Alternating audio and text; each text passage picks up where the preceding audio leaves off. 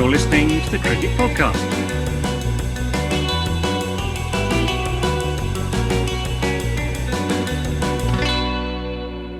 Welcome back, everyone, to the Cricket Podcast, where we will be talking about West Indies v India at Fort Lauderdale and the Commonwealth Games, the gold medal match. Who's won? We'll be talking about that. It's going to be good. As I said at the beginning of the show, but this will be a new video. I am Jack Hope and I'm joined by Ross Legg. How are you doing, Ross Legg? Marvellous, mate. I thoroughly enjoyed talking about the 100. Yeah, it was good. And we've got a few messages for you. Patreon.com/The Cricket Pod is where you can go to support us directly. Best way to keep the show in business. We've got some cracking stuff there. It starts from just £4 a month in the show notes. Do that now at the Cricket Pod on Patreon, on Twitter and Instagram. And this podcast is supported by Manscaped.com or Manscaped TM. Brought to you by Manscaped TM. Use the code CricketPod at Manscaped.com for 20% off and free worldwide shipping. At the beginning of part one, or in the other video, we were talking about scissors and stuff like that. It's, you buy this product so that you don't end up chopping your own testicles off with scissors. It's fundamentally. It's called disruption, and we like it. We're here for it. This is technology disruption. This is a great leap forward in a sense, isn't it? It's like when got horses to cars. Yeah, or when they had tanks in World War II. Instead of sending men towards the machine gun, you send a tank. Instead of sending scissors towards your testicle, send a Manscaped 4.0. Lawnmower 4.0. Your pubic hair won't stand a chance. Exactly. Yeah. So where did you say we're starting? West Indies, India first? We're doing West Indies v India. Ross, let's not sugarcoat it. Some of the most pointless cricket played in the history of the sport. West Indies. Actually, you know what? The only sort of bit. So West Indies. I'm going to summarise both games right now. West Indies played India and weren't good enough. Highlights: Suryakumar Yadav was immense. He was really, really good fun to watch bat. Obed McCoy went for 66 in 4 overs. So I think in this series he's returned like the third best figures for the West Indies ever and the worst. That's it took 6, didn't he? That's standard deviation for you. The matches have been held in Fort Lauderdale. Did you know that? Yeah, in Florida. In Florida, yeah. Well, they had to go off for a little bit. Bit of cricket business. Yeah, they had to go. I mean, this is where I'm going with this. They had to go off a little bit today because there was a lightning strike within 20 miles of the ground. And it's pretty dangerous. Apparently, I mean, a few people, I've been following a few people who went on Twitter. Apparently, it's like unbelievably hot. Have you heard of the wet bulb point? No, I've never heard of this. What's that? So basically, the human body can't function if the temperature at which evaporation happens goes above 35 degrees. So when you're sweating, if it's if you've got 100% humidity and you get to 35 degrees, you'll be hot, but your body won't be able to cool itself down, and you'll get hotter and hotter and hotter, and you'll die. Right. That's called the wet bulb point. Now that can be a little bit higher, that can be a little bit lower. Basically, so if humidity is much, much lower, so say it's very, very dry, then it's like 100 degrees before you get to the wet bulb point, because you can sweat to cool yourself down, even though the air temperature is hotter than 35 degrees, 100% humidity. I think we were kind of in the ballpark of reaching the wet bulb point in Fort Lauderdale. People were like passing out in the car park and all sorts, from what I gather. Pretty difficult. Do you know what the ticket prices were? $20. $140 to sit in the sun. I mean, this is like a road show, isn't it? Like, there's a bit about making money, but there's also a bit around like the US. That is the next big cricket market. You want to be attracting people, and I know it's supply and demand. I did see there was issues like getting people into the ground and stuff like that, because obviously it's just carnage in America, and you can't go into a school without going through a metal detector, let alone go into a cricket stadium. So yeah. Oh, you've gone. No, I'm still here. I'm trying to put my charger back on. Oh, fair enough. Like it's $600, $600 if you wanted a VIP package in the shade, apparently. Basically, what it comes down to, Ross, and you did prelude this with the mention of cricket business.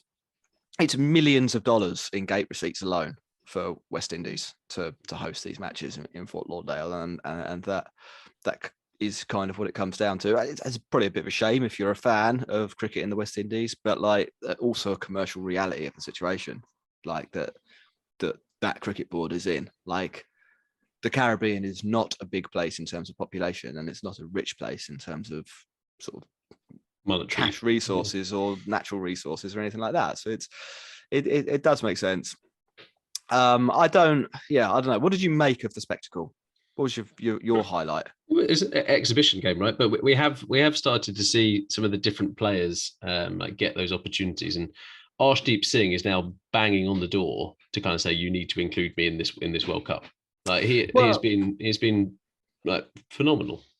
Yeah, can we? I mean, I don't normally when we cover games, I want to talk about the games and stuff, but like today, West Indies got bowled out, 88 runs short of the target. I think yesterday they lost by 59 runs. Neither of the matches were interesting. I'm not sure that all of the West Indies players necessarily wanted to be there. India have obviously got insane strength and depth, and there's competition for all of the second string guys, I suppose, to try and move up the pecking order to get in before the World Cup, or to get in before this World Cup coming up, but also the home World Cup next year, or just in general to try and break into that squad. So they were pretty motivated. I've not got a lot to say about the game. The one thing that I thought was interesting that happened was that Harshal Patel got injured and will miss, I think. Will likely miss we'll miss the Asia Cup, but is touch and go for the World Cup. What do you think that means for India? What do they do to reorganize there? So Harshal Patel not only offers like the death bowling, but he's also he's kind of almost in the Bumrah role as well. He could almost bowl at any point when the game's quite getting away from you. So to have not one but two of those people is really, really valuable. But he also offers a little bit with the bat, which we know that like Bhuvi Kumar doesn't offer much with the bat at all. Arshdeep Singh doesn't. Bumrah, as much as he hit Stuart Broad for the record number of match runs in an over, can't do it either. So that is a problem for them because they can't have their batting lineups just pretty much non-existent from 8. It just falls off a cliff from. It'd be worse than Adam Zampa coming in at 8. Yeah, and like for India to challenge at the World Cup, they need to have that depth, right? Because they can't play conservative cricket. They have the players to play aggressive cricket, to play smart cricket. It's not about throwing your wicket away, but they need to have the ballast to, if it does go wrong, to salvage a game. And yeah, Harshal Patel is that ballast because he can bat down the order, which is really, really valuable. How do they solve this? It's a challenging one. Obviously, Deepak Chahar is kind of in that mold, but again, he bowls at a different point in the game. He's very, very effective in the opening spell. Does that mean that Bhuvi actually doesn't get in the team because Chahar's a better batter than him? And that would be quite detrimental because Bhuvi has been phenomenal over the last couple of months. But again, made out of glass. So it offers a difficult challenge for them. And it may see the makeup of the team actually shift to focusing more on spin bowling potentially. But again, that is also a massive risk for them. So I think they've got 3 options. I think they can double down on bowling strength and they can pick Arshdeep, who I think fits the mold best. As you said, that leaves a very, very poor 8, 9, 10 jack. Very, very poor. They can go for Deepak Chahar. Now, I think they probably keep Bhuvi in this situation, and I think they change the role of Bumrah. Slightly less use, maybe not use him, or maybe only use him for 1 over in the power play, and backload him a little bit. I don't think that's the end of the world. And they've got the bowling as well. That Deepak Chahar could play and bowl 2 overs. Like he could bowl the first over, the third over, and if it wasn't swinging, he comes out the attack. And because Hardik's good now or fit now, and you've got Jadeja, you can get through without them, or without the extra 2 overs. I think for Australia, if at the T20 World Cup, Harshwell isn't fit, and as a side strain, there's no guarantee he will be back. By the way, like it's a high recurrence injury as well, isn't it?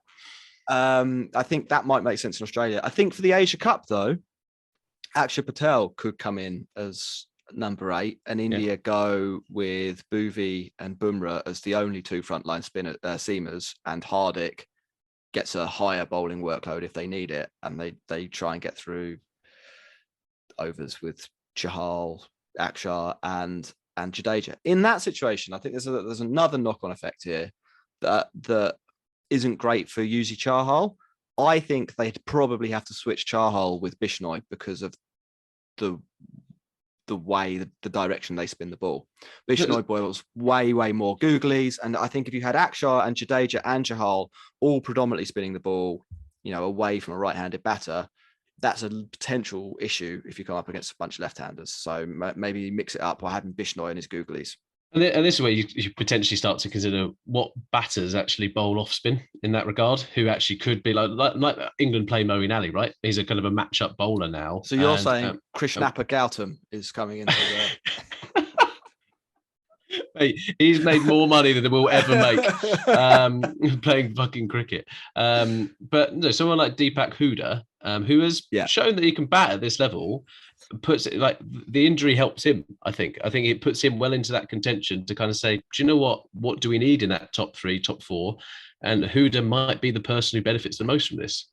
Yeah. Anyway, so I think that's the most interesting conversation about the whole West Indies-India series, other than the West Indies have sort of decided to sack off playing at home to make some extra cash. They're not very good. India are quite good and are gearing up for something. I think India look better and better every game almost, and they've got like insane depth. I mean, someone has asked us actually, will Virat ever come back to his old form, Samir?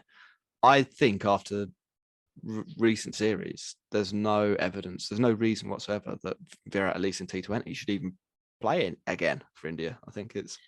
I agree. I'm not a buyer at the best of times. So So that's that. Ross, Commonwealth Games. You want to talk about England first? It was a little bit disappointing, wasn't it? Let's do the semi-finals. So they played India. India got 160 odd. Then in the chase, it came down to this as the crucial moment. Nat Siver was on 41 off 41. Had really taken her time to get going. England needed something like 18 off 9 at this point, and she ran herself out going for a second run. Disappointing from an England point of view. Bad batting is what I would say. Mm-hmm. Knocked England out. They got 9 off the first legal delivery of their chasing 165. I mean, India batted really well. I've kind of done this in a weird way, but like the crux of that knockout there, I think, falls on the head of Nat Siver and the England batting team, who ballsed it up. And you saw the ramifications of that, right? They were shell shocked that they didn't win that game yesterday. Like they genuinely thought they would be playing against Australia for the gold medal today, and more than likely losing. But India turned up, and for a country that doesn't have a particularly strong domestic setup for women's cricket, there's no women's IPL or anything like that. They've done really, really well, and they continue to cause upsets. There's some of the fielding's been absolutely fantastic. Some of the batting, the bowling, there's been some high quality cricket, and they deservedly were in the final, I thought. I thought that as well. I mean, other points from that. India were kind of culpable of slowing down ridiculously as well. I think they got like 60 something off the power play, and then had 4 overs in the middle overs that went for 1 or 2. Hey, that's just life sometimes. That is just life. Which is strange. So they ended up with getting 165. England got themselves off the hook. Basically, they fought themselves back into the game. I watched that. I'm not a huge England cricket fan, I'd say. Like, I don't take a lot of these losses quite that badly. I think, in a sense, I probably support the women's team a bit more than the men's team, and I was quite disappointed that they managed to.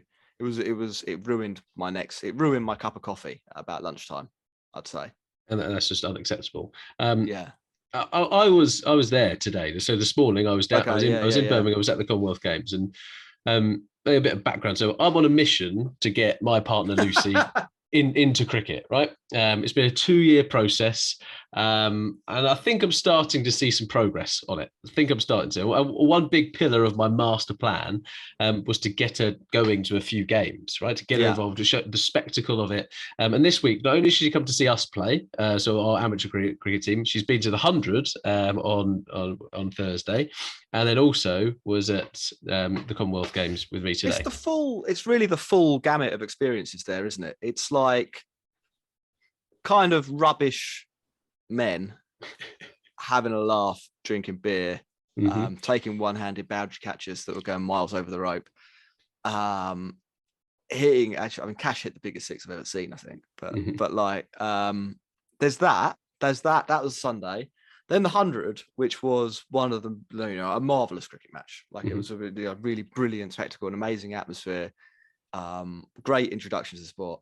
And then the crushing disappointment of being an England fan. Like, well done. That's a great week's curation there. Well done. Thank you very much. And yeah, what I wanted to see here was that there are, like with the England women team winning the Euros, like there are so many role models you've got there. And the stadium today was full of young boys, young girls. And it was that bit of going, right, well, Lucy, look at everything around you. This is what cricket should be around. It should be diverse. It should be inclusive. It should be bringing the right people through. And when you're at Edgbaston, which is my favourite cricket ground, you've got beautiful weather, and then you've also you're playing for something, right? This means something. The Commonwealth Games, to these players, they want to win. You could see how disappointed England were yesterday, and it was all set up to be a really close game with the expectation that England were probably going to win it. That didn't happen by a long way. Like the crowd were really into it. I was caught up in it. I'm definitely an England fan. Definitely an England fan. I'm a Spurs fan and an England fan. I'm used to crushing disappointment. I'm just into that thing. I think we have to mention how good New Zealand were. They turned up ready for a big fight. They were just like, we are going to take this medal. We're going to take a hell of a lot to beat us today. And they hit the ground running. Their fielding was sharp. Bowling selections were really good. They were clearly using matchups against England and playing them really well. And it was disciplined from the outset. Everyone knew their role. And we've talked about role definition so often on this show, especially in white format cricket. It is very important. In contrast, England were not at the races. It felt like yesterday's defeat to India, as I said, shell-shocked them. There was a real lack of intent up the order. And then they were playing really weird shots. They weren't playing the percentages. Like if you watch some of the highlights, people were getting out to shots, but there was no way they were going to get runs playing that shot anyway. And they were almost giving their wickets away. There was no gusto between running in the wickets. And maybe that was because of the run out yesterday. Maybe it's the overhang of that going. The team talk this morning was don't fucking run anybody out. But when there was no boundaries being hit, they weren't taking potential twos on. They were just going, no, we'll amble that for a safe single. They got 110. They were lucky to crawl to that, if I'm perfectly honest. And yeah, that might sound a bit harsh, but I'd talk about this in the men's team. I'd talk about this across IPL teams or anything else. It just wasn't good enough. At one point, I got caught up in the moment that I literally said there are children, fortunately, weren't around at this point, but I literally was like, this is fucking rubbish. And I should, yeah, it was that bit. I genuinely, I think it was so. What did they do? What did the kids do? No, fortunately, the kids weren't there, but there was two mums next to me, and she was like, "You're lucky the kids aren't around." I was like, "I am sorry," but I just couldn't understand that England just didn't care today. Well, I think that's probably harsh. They did care. They just couldn't put in action what they wanted to. Bowling wise, they're all over the place. New Zealand were brutal, if I'm perfectly honest. They knew they were in pole position, and they came out with proper T20 swagger. It was great to watch. It was exactly how to play T20 cricket versus the antithesis of how to play T20 cricket. England were poor with their field placements, or the bowlers weren't bowling to the plan. Either way, it's either a problem. And they hemorrhaged runs in the power play, and it was over before it even began. I should have just done what the dad in front of me did. He was flying through the Guinnesses, or the Guinness. Yeah. If I had children, I'd probably had 3 children. I'd probably have done the same thing. But do you know what? It was, yeah, again, disappointing. But New Zealand were fantastic. Right, Ross, you did a very admirable job of trying to extend this show to the point where we actually know the result of the final. Thank you. As we talk, and I've had it on in the background, India need 13 off 10 balls. I should be doing that from there. So it's pretty close. What we'll do is we'll answer some questions, then we'll summarize the game, and then we'll talk about who won. I think, yes. You've got your hand up. I was just going to say, we should talk about McGrath. Well, that's a good starting point. We've had a couple of questions about this. We have one from VJ anyway. Your views on the new rules. Tyler McGrath represents a country that ensured Novak Djokovic was deported and not allowed to play in the Australian Open for being unvaccinated. And was called a threat. When it comes to one of their own, it's okay to let her play with COVID. What did you make of Tyler McGrath being deemed fit and able to play?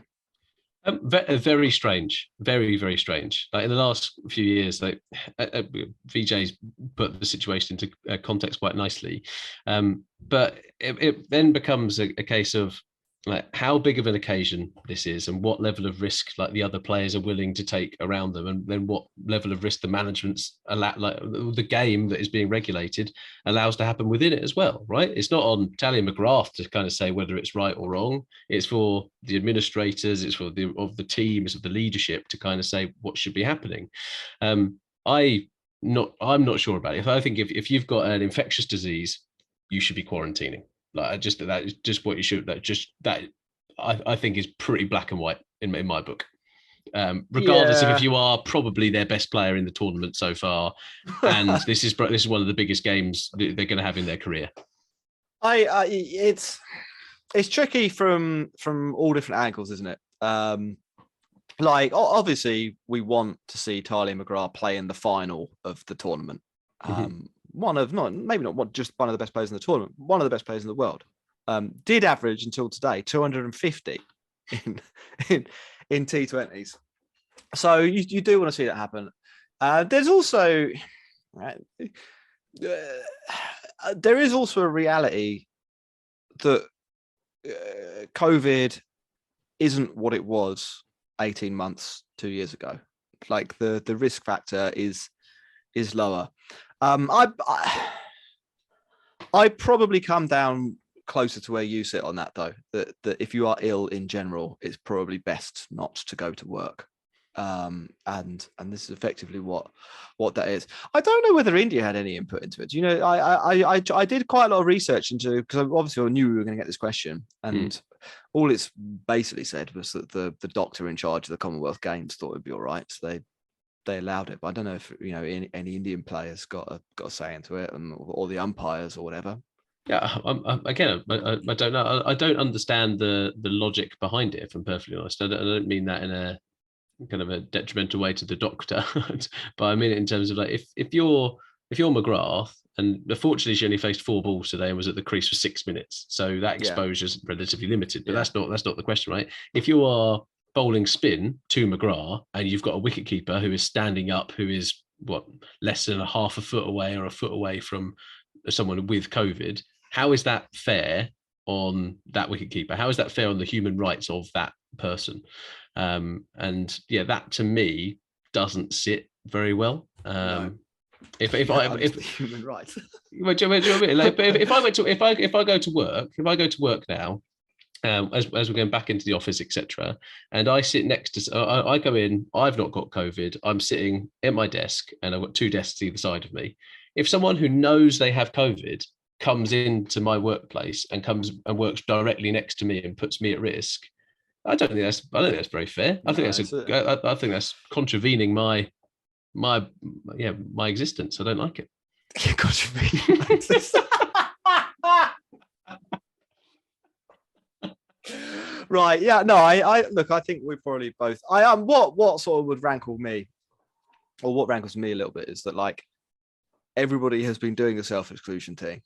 Like it's if we either we collectively say we don't need to do this anymore, and don't test, and you don't know if you've got it,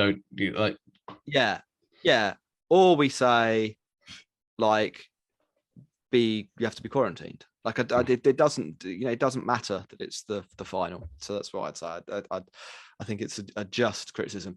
The scores, they're taking their sweet time about this. 11 off 7, 2 wickets in hand. India have lost a couple of wickets since we started talking about them. Ujwal says, will BCCI come to their senses and start a women's IPL? What do you think? Would you start a women's IPL, Ross? Probably, yeah. Probably. Well, I think the probably element to it is just like I think they only do it if they do it wholeheartedly. They can't half-ass it like that, and I think that would be. And sometimes I feel administrators do half-ass these things. I think the 100 has been fantastic for the women's game. I think that you literally can see people know who the women cricketers are now. That is instantly that is much better for the game. And it's quite interesting that the Pakistan Super League, so Ramiz Raja's announced that there's going to be a Pakistani T20 league for the women. So again, there is not only the appetite for it on a global scale, the talent is there and will continue to get better. And India are in touching distance of winning a gold medal here against the best, the juggernaut Australia. And they might not do it, but they are within touching distance of doing it. And like you've got to back that. You have to give people the platform and have to give people the wherewithal to do it.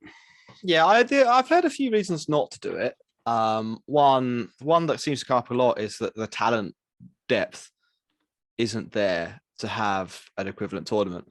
No, I think that's like quite condescending. Two, like, how do you expect the talent depth to be there if you've only got 11 pro contracts in your country or whatever it is, or 25 pro contracts in your country? Maybe by actually having a tournament where you play something that at least resembles professional cricket, you'll sort that out. And three, like, you've got case studies in the BBL and the 100 that show in both cases that it is quite possible to run a 8-team women's tournament without even subsidizing it or underwriting it to some extent, with loads and loads of overseas players. What is it, 3 in the 100? Not every team will have 3. Last year, barely any teams had 3. In the BBL, I think it's 2. Like, they're both very functioning, like very high functioning tournaments that people watch and have been successful. Like, it's not a reason not to do it. You don't have to do, maybe you don't do 10 teams for 10 weeks or for 12 weeks or whatever the men's version is. Maybe you do condense it somehow, but like it's pretty clear that it should happen. Ross, do you want a score update? I think we could probably guess where this is going to go now. Yes, please. Where India have just lost their 9th wicket. They need 10 off 4 balls with number 10 on strike. The number 10 just came out to bat, tripped over the advertising hoarding on her way. So I'd not be too hopeful. To be honest, a run out by literally half the length of the pitch is the 9th wicket. It looks like it's going to be a sad day. That genuinely sounds like something would happen to our team. Yeah.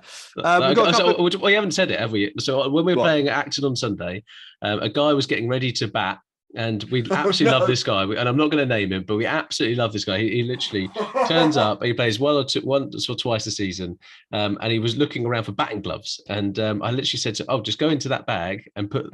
Bikram's got some, like, get those on.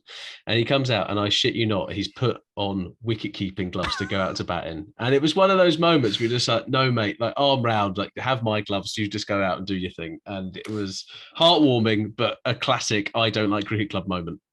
Ross, Australia have won the Commonwealth Games. They bowled India out. India fell 10 short. The juggernaut continues. It was a valiant effort, a valiant effort. They got into a winning position, to be honest. Well, they absolutely did get into a winning position. Let me just get you the fall of wickets here. When Jemima Rodrigues is out there, 3 for 118, chasing 161 with 5.5 overs to go. 7 wickets in the tank, 8 and a bit and over. You should be winning that. Well, it's pretty about run out. It's not good, is it? That is not good. But again, like, to get that close and to get a silver medal, I think is absolutely phenomenal. So imagine if there was an IPL, they might well have done this. But the Australia women team is ridiculous. Like, they have won everything, and if you talk about kind of dynasties, the Australian women's team is a phenomenal dynasty in across the board. Yeah, I think there's no shame in losing to Australia at cricket, women's cricket especially. We've been doing it for so many Ashes. Just get on. This is, as you say, Ross. They are a dynasty. They're the most complete team in the tournament, and that I've had it on in the background. And I watched the start of the innings. That ultimately is what it is. It's that they are relentless. They can get behind, but they'll have more and more people to turn to. So Harley and McGrath gets hit around. Well, we'll throw the ball to somebody else, and they'll get you. Ash Gardner today, 3 for 16. Good work, Ross. We had a couple of Patreon questions we didn't get to. We'll answer them in the Patreon chat, patreon.com/thecricketpod if you want to get involved there. Manscaped.com. They're sponsoring the show at the moment. Use the code CricketPod for 20% off and free shipping there. And at the CricketPod on Twitter and Instagram. Get involved. Send us some messages. Unlucky, India. It was a good valiant effort, but not today. Anything from you, Ross? Nothing wrong with a silver medal. Cool. All right. Thanks for listening. Goodbye.